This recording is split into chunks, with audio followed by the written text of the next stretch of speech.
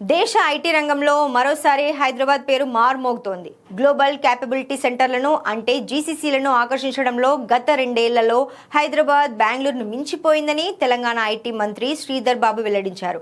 అంతర్జాతీయ కంపెనీలు ఇప్పుడు తమ గ్లోబల్ ఆపరేషన్స్, టెక్నాలజీ సెంటర్లు, బ్యాక్ ఎండ్ సేవల కోసం హైదరాబాద్ వైపు ఎక్కువగా చూస్తున్నాయని మంత్రి తెలిపారు. గత 2 సంవత్సరాల్లో అనేక ప్రముఖ విదేశీ సంస్థలు హైదరాబాద్లో తమ జీసీసీలను ప్రారంభించాయని చెప్పారు.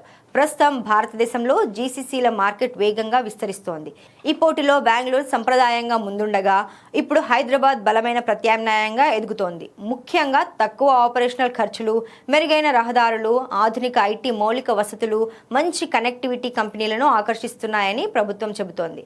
అంతేకాకుండా హైదరాబాద్లో నైపుణ్యంతో కూడిన యువ ఇంజనీర్లు పెద్ద సంఖ్యలో అందుబాటులో ఉండటం కూడా కంపెనీలకు ప్రధాన ఆకర్షణగా మారింది. దీంతో అమెరికా, యూరప్కు చెందిన పలు సంస్థలు తెలంగాణలో పెట్టుబడులు పెట్టేందుకు ఆసక్తి చూపుతున్నాయి.